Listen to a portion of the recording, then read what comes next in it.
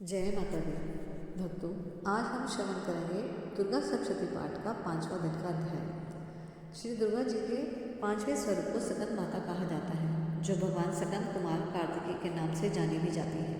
इन्हें भगवान सकंद तथा कार्तिकेय की माता होने के कारण माँ दुर्गा के इस 5वें स्वरूप को सकंद माता के नाम से जाना जाता है। इनकी उपासना नवरात्रि पूजा के 5वें दिन की जाती है। इस दिन साधक का मन विशुद्ध चक्र में स्थित रहता है और उनका वर्ण शुभ्र है। ये कमल के आसन पर विराजमान है, इसलिए इन्हें पद्मासना देवी भी कहा जाता है। इनका वाहन भी सिंह है। नवरात्र पूजा के 5वें दिन में शास्त्रों में पुष्कल महत्व बताया गया है। इस चक्र से अवस्थित रहने वाले साधक के समस्त ब्राह्मिक न्याय एवं चित्त वृत्तियों से लोप हो जाता है। हे करुणामयी, जग जननी, स्नेहमयी एवं आनंद देने वाली माँ, आपकी सदा जय हो। हे जगदम्बे, पंखहीन पक्षी और भूख से बिलबिलाते बच्चे जिस प्रकार अपनी माँ की प्रतीक्षा करते हैं, उसी प्रकार मैं आपकी दया की प्रतीक्षा कर रही हूँ। हे अमृतमयी माँ, मुझे शीघ्र शीघ्र दर्शन देने की कृपा करें। मुझे ऐसी बुद्धि प्रदान करें जिससे मैं आपका रहस्य जान सकूं। जय जयकार करो माता की, आओ शरण भवानी की। एक बार सब प्रेम से बोलो, जय दुर्गे महारानी की। पहली देवी शैलपुत्री है कि ये बैल पर सवारी, अर्धचंद्र माथे पर सोहे, सुंदर रूप मनोहारी। लिए कमंडल फूल और कमल, रुद्राक्षों की माला, हुई दूसरी ब्रह्मचरणी, करे जगत में उजियारा। पूर्ण चंद्रमा से शोभित है देवी चंद्रघंटा माता, इनके सुमरन से निर्बल भी सबल शत्रु पे जय पाता। चौथी देवी कुष्मांडा है, इनकी लीला है न्यारी, अमृत भरा कलश में करवे किए बाघ की सवारी। कर में कमल सिंह पर आसन, सबका शुभ करने वाली, मंगलमयी सकंद माता है, जबकि दुख हरने वाली। मुनि कात्यायन की कन्या है, सबकी कात्यायनी माँ, दानवता के शत्रु मानवता के सुखदायिनी माँ। सप्तम कालरात्रि देवी है, महाप्रलय ढाने वाली, प्राणी मात्र की रक्षा करती, महाकाल को खाने वाली। श्वेत बैल है वाहन जिनका, तन पे श्वेतांबर माला, यही माँ गौरी देवी है, सबकी जगदम्बा माता। शंख चक्र और गदा पद्म धारण करने वाली, यही सिद्धिदात्री देवी है, रिद्धि सिद्धि देने वाली। जय कल्याणमयी नव दुर्गे, जय हो शक्तिदायिनी माँ, जयति जयति चंडी नव दुर्गे, जय गिरजा महारानी माँ। आइए अब सुनते हैं अर्थ देवी कवच। श्री मार्कंडेय जी बोले, पितामह, जो इस संसार में परम गुप्त तथा मनुष्य की सब प्रकार से रक्षा करने वाला है, और जो अब तक आपने किसी अन्य के सामने प्रकट नहीं किया हो, ऐसा कोई साधन मुझे बताइए। ब्रह्मा जी बोले, ब्राह्मण, ऐसा साधन तो केवल देवी का कवच ही है, जो गुप्त से भी परम गुप्त, पवित्र तथा संपूर्ण प्राणियों का उपकार करने वाला है। महामुने, उसे सुनो। देवी की 9 मूर्तियाँ हैं, जिन्हें नवदुर्गा कहते हैं। उनके पृथक पृथक नाम इस प्रकार हैं। प्रथम नाम शैलपुत्री है, दूसरी मूर्ति का नाम ब्रह्मचारिणी है, तीसरा स्वरूप चंद्रघंटा के नाम से प्रसिद्ध है, चौथी मूर्ति को कुष्मांडा कहते हैं, 5वीं दुर्गा का नाम सकंद माता है, देवी के छठे रूप को कात्यायनी कहते हैं, 7वां कालरात्रि और 8वां स्वरूप महागौरी के नाम से प्रसिद्ध है, 9वीं दुर्गा का नाम सिद्धिदात्री है।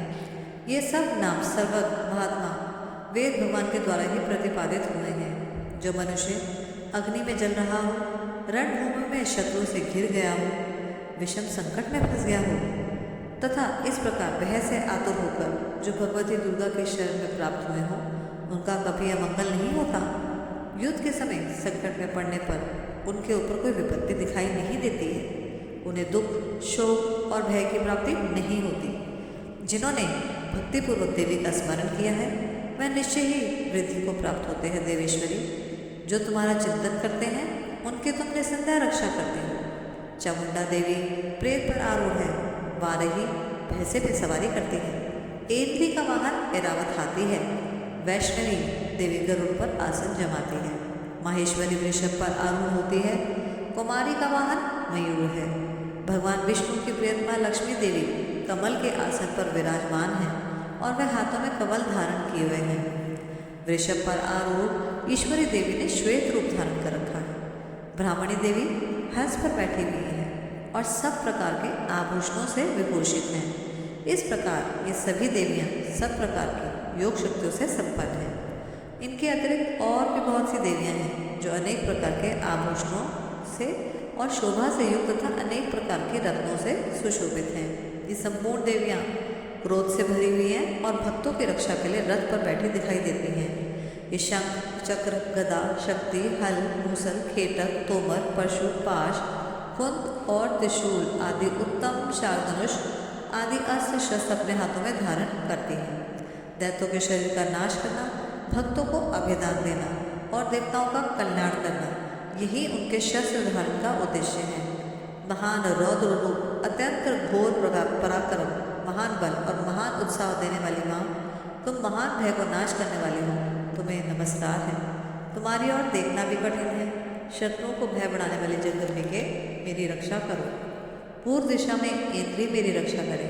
अग्निकोण में अग्नि शक्ति, दक्षिण कोण में वैरागी और नैऋत्य कोण में खड्गदानी मेरी रक्षा करे। दक्षिण कोण में वाराही और नैऋत्य कोण में खड्गधानी मेरी रक्षा करे। पश्चिम दिशा में वारुणी और वैवाहिक कोण में मृग पर सवारी करने वाली देवी मेरी रक्षा करे। उत्तर दिशा में कुमारी, ईशान कोण में शूलधारणी देवी मेरी रक्षा करे। हे ब्रह्माणी, तुम ऊपर से मेरी रक्षा करो और वैष्णवी देवी नीचे से मेरी रक्षा करे। इसी प्रकार शव को अपना वाहन बनाने वाली चामुंडा देवी दसों दिशाओं से मेरी रक्षा करे। जया आगे से और विजया पीछे से मेरी रक्षा करे। वाम भाग में अजिता और दक्षिण भाग में अपराजिता मेरी रक्षा करे। उदोतनी शिखा की रक्षा करे। उमा मेरे मस्तक पर विराजमान होकर रक्षा करे। ललाट में मालाधारी रक्षा करे और यशस्वनी देवी मेरी बहों की रक्षा करे। बहों के मध्य भाग में त्रिनेत्रा और नथनों की यमघंटा देवी रक्षा करे। कालिका देवी कपोलों की तथा भगवती शांकरी कानों के मूल भाग की रक्षा करे। नासिका में सुगंधा और ऊपर के ओष्ठ में चर्चिका देवी रक्षा करे। नीचे के ओष्ठ में अमृत कला और जिहा की सरस्वती देवी रक्षा करे। कुमारी दांतों की रक्षा करे। चंडिका कंठ प्रदेश की रक्षा करे। चित्र घंटा गले की घंटी की और महामाया तालू में रहकर रक्षा करे। कामाक्षी थोड़ी की, सर्वमंगला मेरे वाणी की रक्षा करे। भद्रकाली ग्रीवा की और धनुर्धारी मेरुदंड में रहकर रक्षा करे।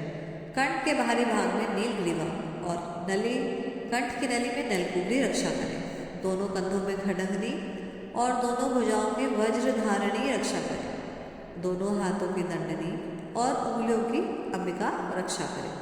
शूलेश्वरी नखों की रक्षा करे। कुलेश्वरी कुक्षी पेट में रहकर रक्षा करे। महादेवी दोनों स्तनों की, शोक विनाशनी देवी मन की रक्षा करे। ललिता देवी हृदय में और शूलधारणी उदर में रहकर रक्षा करे। नाभि में कामनी, मुह भाग में गुहेश्वरी रक्षा करे। पूतना और कामिका लिंग की रक्षा करे। महिषावादी गुदा की रक्षा करे।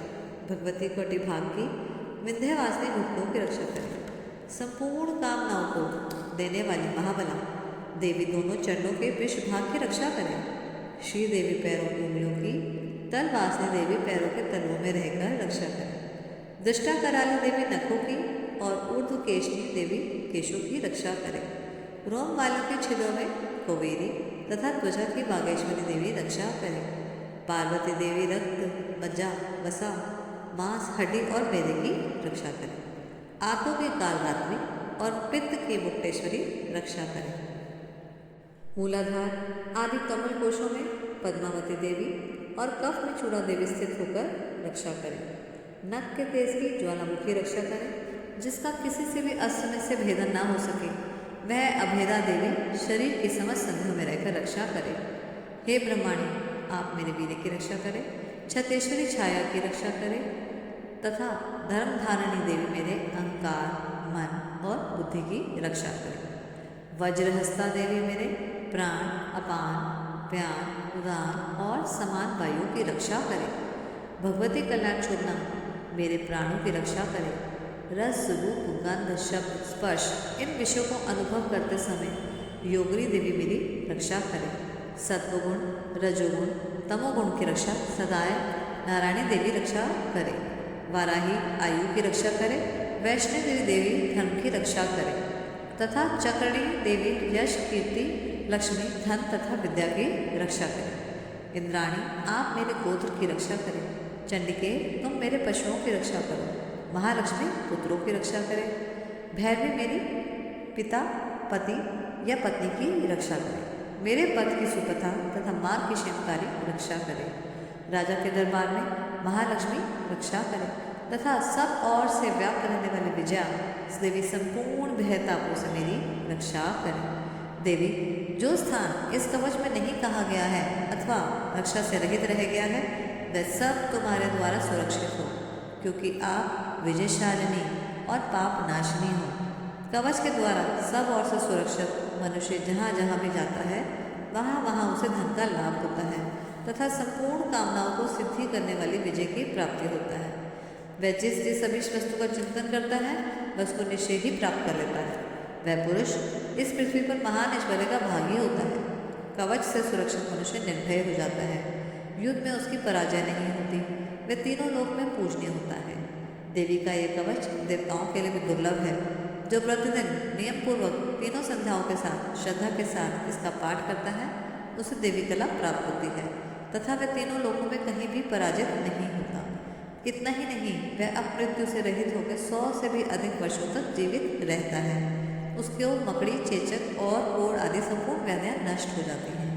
कनेर, भांग, अफीम, धतूरे आदि का स्थावर विष, सांप और बिच्छू आदि के काटने से चढ़ा हुआ जख्म विष, अहिफेन और तेल के संयोग आदि से बनने वाला कृत्रिम विष भी, ये सभी प्रकार के विष दूर हो जाते हैं, उस पर उसका कोई असर नहीं होता।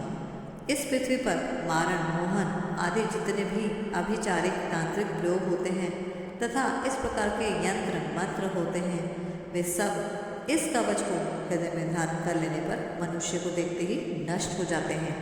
यही नहीं, पृथ्वी पर विचरने वाले ग्राम देवता, आकाशचारित देव विशेष, जल के संबंध से प्रकट होने वाले गण, उद्देश्य मात्र से सिद्ध होने वाले देवता, अपने जन्म के साथ प्रकट होने वाले देवता, कुल देवता, माला, डाकनी, शाकनी, अंतरिक्ष में विचरने वाली भगवती भयानक डाकनियाँ, ग्रह, भूत, पिशाच, यक्ष, गंधर्व, राक्षस, ब्रह्म राक्षस, विताल, कुष्मांड और भैरव आदि अनिष्टकारी देवता भी हृदय में कवच को धारण किए रहने मनुष्य को देखते ही भाग जाते हैं।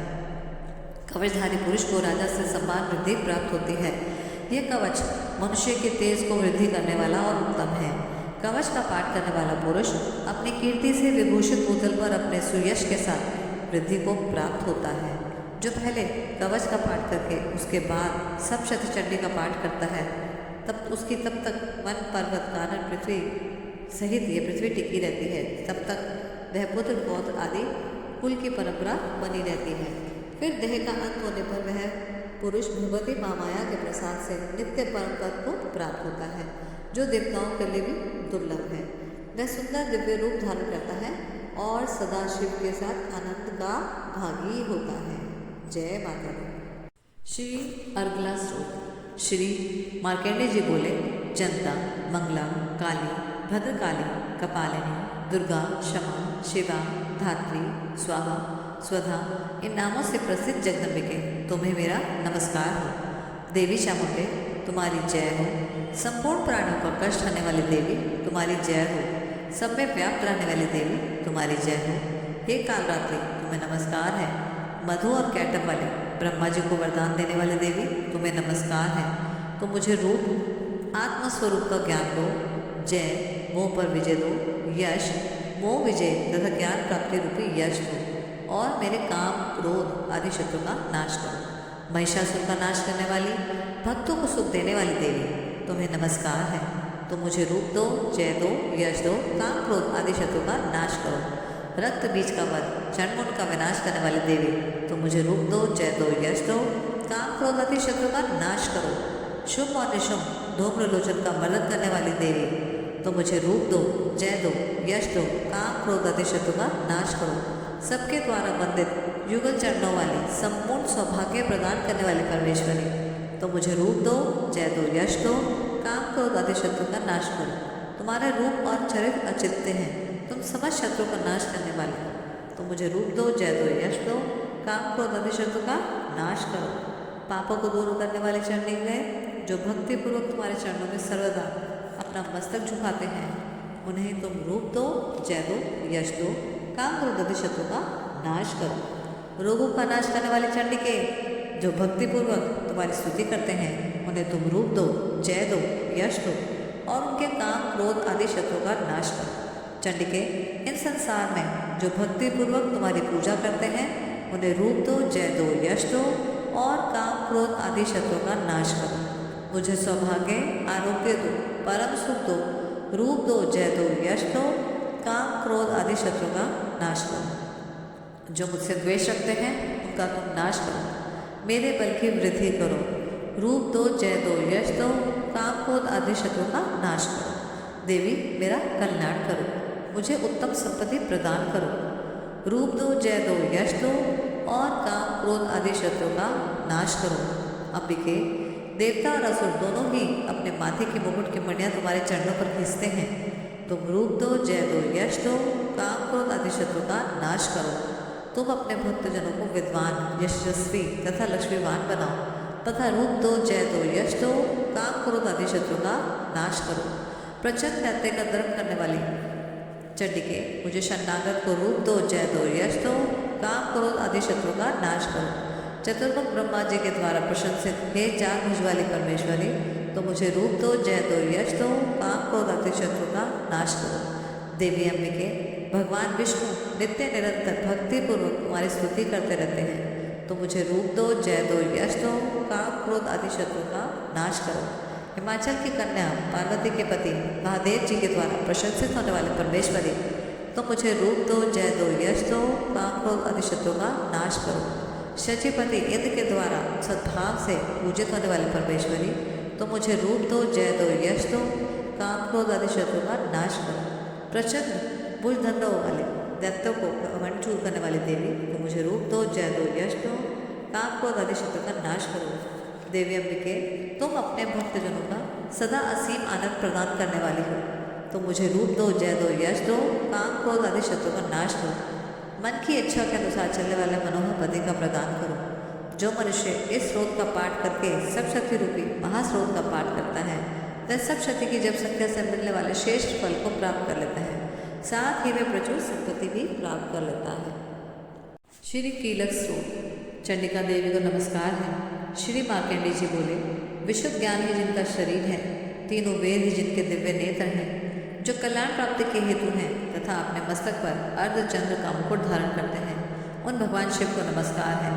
मंत्रों का जो अभिकीलक अर्थात मंत्रों की सिद्धि में विघ्न उपस्थित करने वाला शाप रूपी कीलक का जो निवारण करने वाला है, उस सप्तशती स्रोत को संपूर्ण रूप से जानना चाहिए।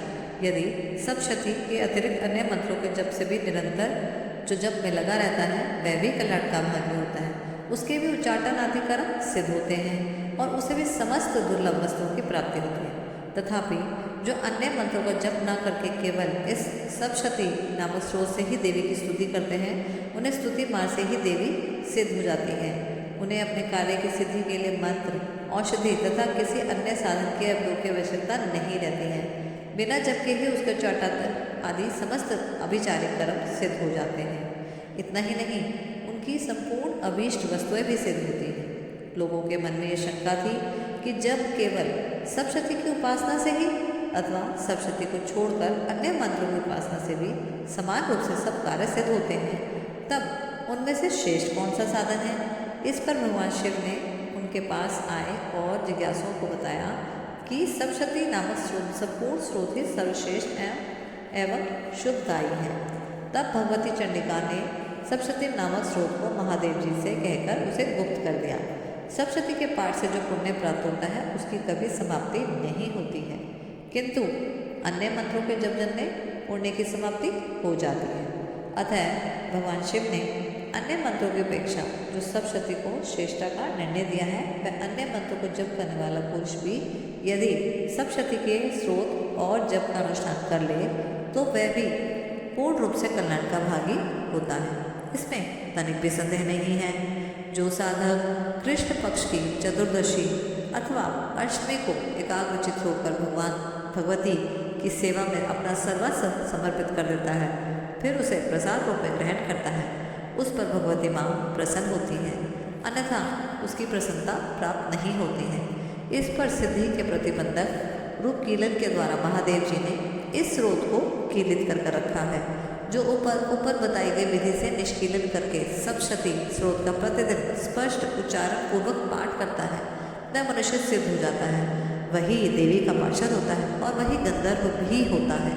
सर्वत्र विचरते रहने पर उसे संसार में कहीं भी भय नहीं होता है, वह अकाल मृत्यु के वश में नहीं पड़ता तथा देह त्यागने के बाद मोक्ष को प्राप्त होता है।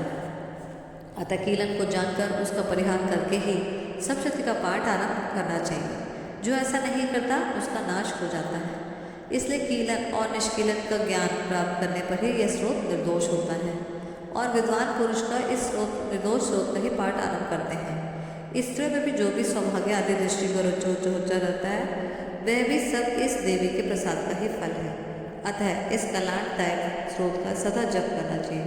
इस स्रोत को मल स्वर से पाठ करने पर कम फल की प्राप्ति, उच्च स्वर से पाठ करने पर पूर्ण फल की प्राप्ति होती है।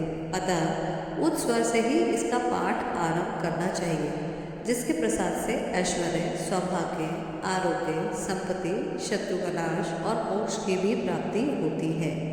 उन कल्याणदायी जगदम्बा की स्तुति मनुष्य क्यों नहीं करते। जय माता दी भक्तों, आज का अध्याय धूमलोचन व्रत। श्री मार्कंडेय जी बोले, देवी का ये कथन सुनकर दूत को बड़ा आश्चर्य हुआ और उसने दैत्यराज के पास जाकर सब समाचार विस्तार पूर्वक कह सुनाया। दूत की बातों को सुनकर दैत्यराज कुपित हो उठा और वह सेनापति धूमलोचन से जाकर बोला, धूमलोचन, तुम अपनी शीघ्र सेना लेकर जाओ और उस दुष्टा की केश पकड़कर घसीटते हुए उसे बलपूर्वक यहाँ लेकर आओ। यदि उसकी रक्षा के लिए कोई दूसरा खड़ा हो तो वह देवता, यक्ष, गंधर्व ही क्यों न हो, उसे अवश्य मार डालना। ऋषि बोले, शुंभ के इस प्रकार आज्ञा देने पर वह धूमलोचन दैत्य 60,000 असुरों की सेना को लेकर साथ वहाँ से तुरंत चल दिया।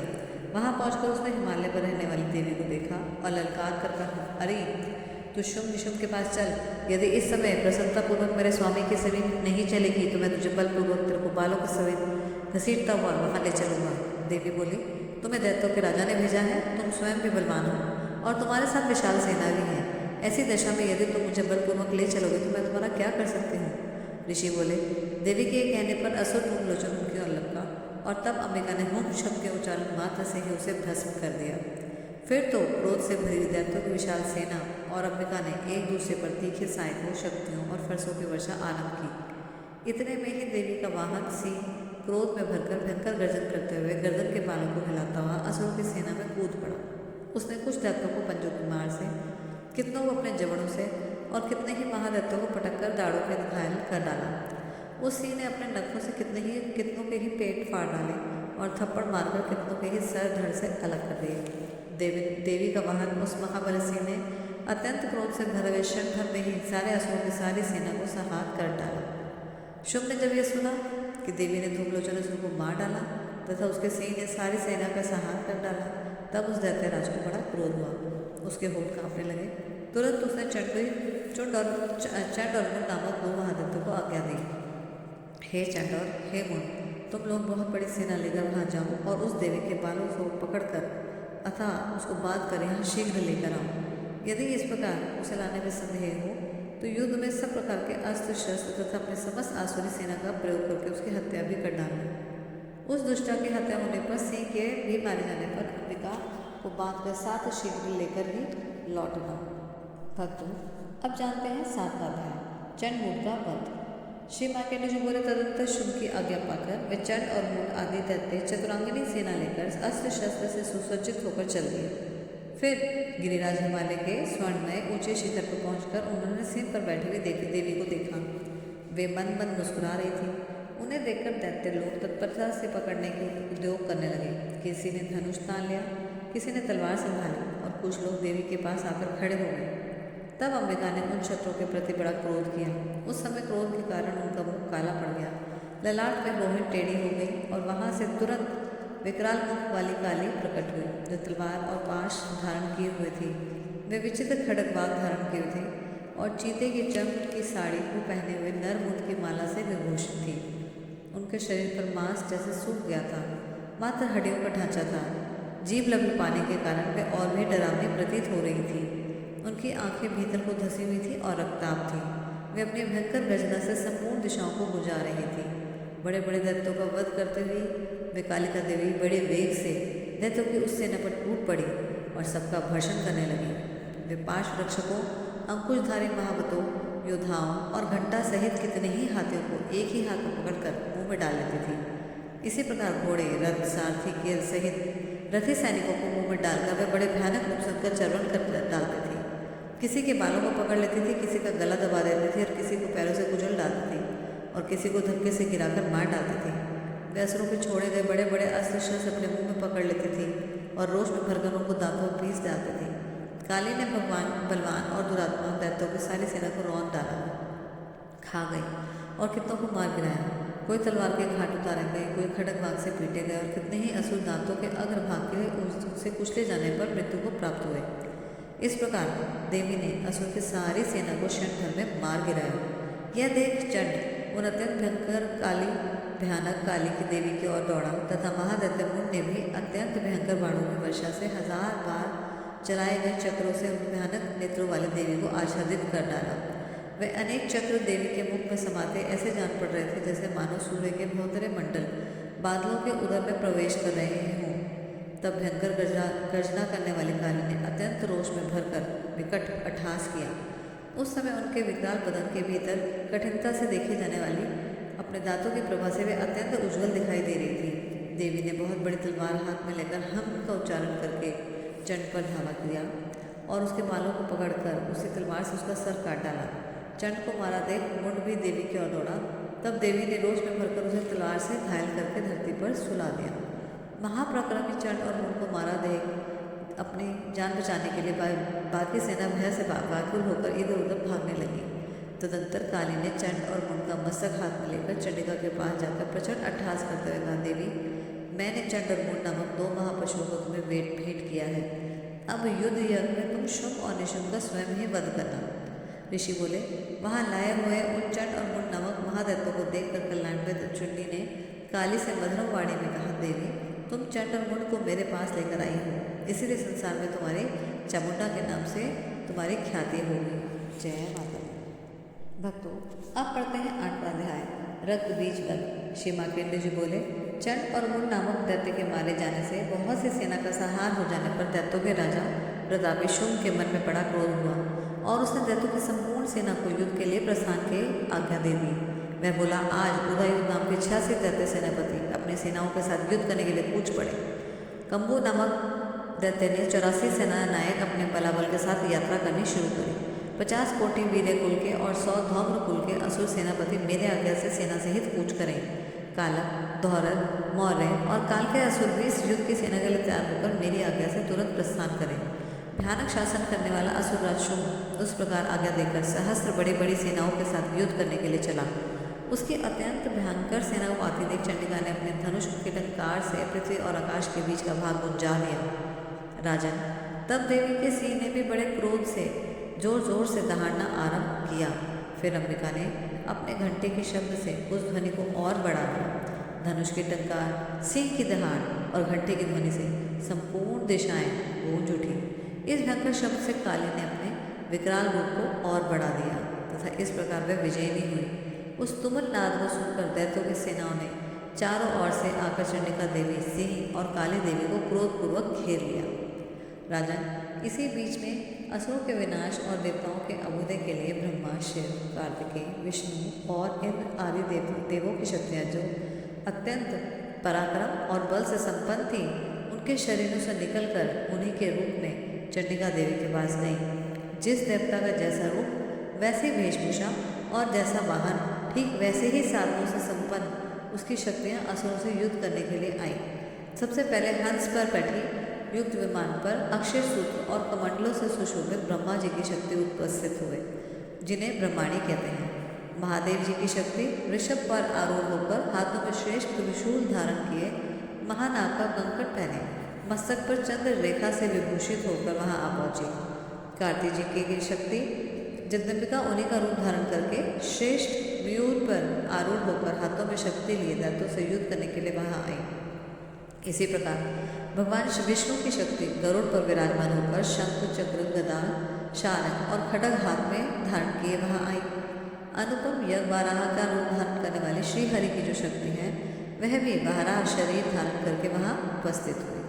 नारसिंही शक्ति भी नरसिंह के समान शरीर धारण करके वहां आई। उनके गर्दन के बालों के झटकने से आकाश के तारे बिखरे जा रहे थे। इसी प्रकार इंद्र की शक्ति वज्र हाथ में लिए गजराज के नाम पर हाथ बैठ कर वहां आई। उनके भी सहस्र नेत्र इंद्र के जैसा रूप था, वैसा ही जैसा उनका रूप था। तदंतर उन देव शक्तियों से घिरे हुए महादेव जी ने चंडिका से कहा, मेरी प्रसन्नता के लिए तुम शीघ्र ही इन असुरों का संहार करो। तब देवी के शरीर से अत्यंत भयानक और परम उग्र चंडिका शक्ति रूप प्रकट हुआ, जो सैकड़ों गीदड़ियों की भांति आवाज करने लगा। उन अपराजिता देवी ने धूमिल जटा वाले महादेव जी से कहा, भगवान आप शुंभ और निशुंभ के पास दूत बनकर जाइए और उन अत्यंत गर्वीले दानव शुंभ और निशुंभ दोनों से कहिए, साथ ही उनके अतिरिक्त जो भी दानव युद्ध में वहां उपस्थित हो उनको भी संदेश दीजिए, दैत्यों यदि तुम जीवित रहना चाहते हो तो पाताल को लौट जाओ, इंद्र की त्रिलोकी का राज्य मिल जाए और देवता का यज्ञ को उपभोग करें। यदि बल के अभिमान में आकर तुम युद्ध के अभिलाषा रखते हो तो आओ, मेरी योगिनियां तुम्हारे कच्चे मां से तृप्त हो। चूंकि उन देवी ने भगवान शिव को दूत के कार्य में नियुक्त किया था, इसलिए उन्हें शुद्ध शिव दूती के नाम से भी संसार में प्रसिद्धि हुई। वे महादैत्य जो भगवान शिव के मुंह से देवी के वचन सुनकर क्रोध से भर गए और जहाँ कात्यायनी विराजमान थी उस ओर बढ़ने लगे। तदंतर वे दैत्य अमर्ष में भरकर पहले ही देवी के ऊपर बाण, शक्ति, दृष्टि आदि अस्त्रों की वर्षा करने लगे।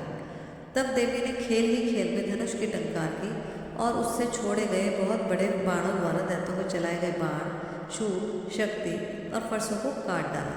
फिर काली उनके आगे होकर शत्रु को शूल के प्रहार से विदीर्ण करने लगी और खड्ग वाग से उनका कुचुम्बन निकालते हुए रणभूमि में विचरने लगी। ब्रह्माणी भी जिस ओर दौड़ती उसी ओर अपने कुमंडलों का जल छिड़ककर शत्रुओं के ओज और पराक्रम को नष्ट कर देती थी। माहेश्वरी ने त्रिशूल से, वैष्णवी ने चक्र से और अत्यंत क्रोध में भरी हुई बैठी कुमार कार्तिकेय शक्ति ने दैत्यों का संहार आरंभ किया। इंद्र शक्ति के वज्र प्रहार से विदीर्ण होकर सैकड़ों दैत्य दानव रक्त की धारा बहाते हुए पृथ्वी पर सो गए। वाराही शक्ति ने कितने को अपने थुथनों के मार से नष्ट किया, ताड़ों के अग्रभाग से कितने की छाती भेद डाली और कितने ही दैत्य उनके चक्र के चोट से विदीर्ण होकर गिर पड़े। नारसिंह भी दूसरे महादैत्यों को अपने नखों से विदीर्ण करते हुए खाती और सेनाक से दिशाओं एवं आकाश को गुंजाते हुए युद्ध क्षेत्र में विचरने लगी। कितने ही असुर शिवदूती के प्रचंड अट्टहास से अत्यंत भयभीत होकर पृथ्वी पर गिर पड़े और गिरने पर उन्हें शिवदूती ने उसी समय अपना काल का ग्रास बना लिया। इस प्रकार क्रोध में भरे हुए बैठे हुए मातृगणों के नाना प्रकार के उपायों से बड़े बड़े असुरों का मर्दन करते देख दैत्य सैनिक भाग खड़े हुए। मातृगणों से पीड़ित दैत्यों के युद्ध को भागते देख रक्त बीज नामक महादैत्य क्रोध में भरकर युद्ध करने के लिए आया। उसके शरीर की जब रक्त की बूंदें पृथ्वी पर गिरती तब उसी के समान शक्तिशाली एक दूसरा महादैत्य उत्पन्न हो जाता था। महासुर रक्तबीज हाथ में गदा लेकर इंद्र शक्ति के साथ युद्ध करने लगा। तब इंद्री ने अपने वज्र से रक्तबीज को मारा। वज्र से घायल होने पर उसका शरीर से बहुत सारा रक्त टपकने लगा। उसके शरीर से जितनी रक्त की बूंदें गिरती उतने ही राक्षस उत्पन्न हो जाते। वे सब रक्तबीज के समान ही वीर्यवान, बलवान और पराक्रमी थे। रक्त से उत्पन्न होने वाले राक्षस भी तुरंत अत्यंत भयंकर अस्त्र शस्त्रों का प्रहार करते हुए वह मातृगणों के साथ में घोर युद्ध करने लगे। पुनः वज्र के प्रभाव से जब रक्तबीज का मस्तक घायल हुआ तब रक्त बहने लगा और उसमें से हजारों राक्षस उत्पन्न हो गए। वैष्णवी ने युद्ध में रक्तबीज पर चक्र का प्रहार किया और इंद्री ने उस दैत्य सेनापति को गदा से चोट पहुंचाई। वैष्णवी के चक्र से घायल होने पर उसके शरीर से जो भी रक्त बहा उस समय से और उसी के बराबर आकार वाले सहस्त्र महादैत्य प्रकट हो गए। उनके द्वारा संपूर्ण जगत भर गया। कुमारी ने शक्ति से, वाराही ने खड्ग से और माहेश्वरी ने त्रिशूल से महादैत्य रक्तबीज को घायल किया। क्रोध से भरे हुए महादैत्य रक्तबीज ने भी गदा से सभी मात्र शक्तियों पर अलग अलग प्रहार किया। शक्ति और शूल आदि से अनेक बार घायल हो जाने पर उसके शरीर से की रक्त जो धारा बहरी पृथ्वी पर गिरी उससे भी निश्चय ही सैकड़ों असुर उत्पन्न हो गए। इस प्रकार उस महादैत्य के रक्त से प्रकट हुए असुरों द्वारा सारा संसार व्याप्त हो गया।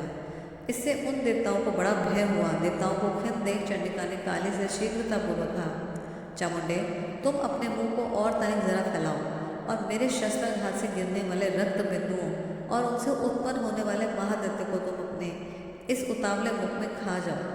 इस प्रकार रक्त से उत्पन्न होने वाले महादैत्यों का भक्षण करते हुए तुम रण में विचरती रहो। ऐसा करने से उस दैत्य का सारा रक्त क्षीण हो जाने पर वह स्वयं ही नष्ट हो जाएगा उन भयंकर दैत्यों को जब तुम खा जाओगे तब दूसरे नए दैत्य उत्पन्न नहीं हो सकेंगे। काली से यह सुनकर चंडिका देवी ने शूल से रक्त बीज पर प्रहार किया। तब काली ने अपने मुख से उसका सारा रक्त ले लिया तो रक्त बीज ने वहां चंडिका पर गदा से प्रहार किया, किंतु उस गदा प्रहार ने देवी को तनिक भी वेदना नहीं पहुंचाई। तत्पश्चात रक्त बीज के घायल शरीर से बहुत सा रक्त टपकने लगा, किंतु ज्यों ही वह गिरा त्यों ही चामुंडा ने उसे अपने मुख में ले लिया। रक्त गिरने से काली के मुख में जो महादैत्य प्रसन्न उत्पन्न हुए तुम्हें वह वो भी उन्हें चट कर गई और उन्होंने रक्त बीज का रक्त सारा पी लिया। तत्पश्चात देवी ने रक्त बीज को, जिसका रक्त चामुंडा ने पी लिया था, वज्र, बाण, खड़ग आदि से मार डाला। राजा इस प्रकार शस्त्रों से समुदाय से आहत होकर और रक्तहीन महादैत्य रक्त बीज पृथ्वी पर गिर पड़ा। इससे देवताओं को अनुपम हर्ष की प्राप्ति हुई और मातृगण उन असुरों के रक्तपान से मदमद होकर नृत्य करने लगे। जय माता दी।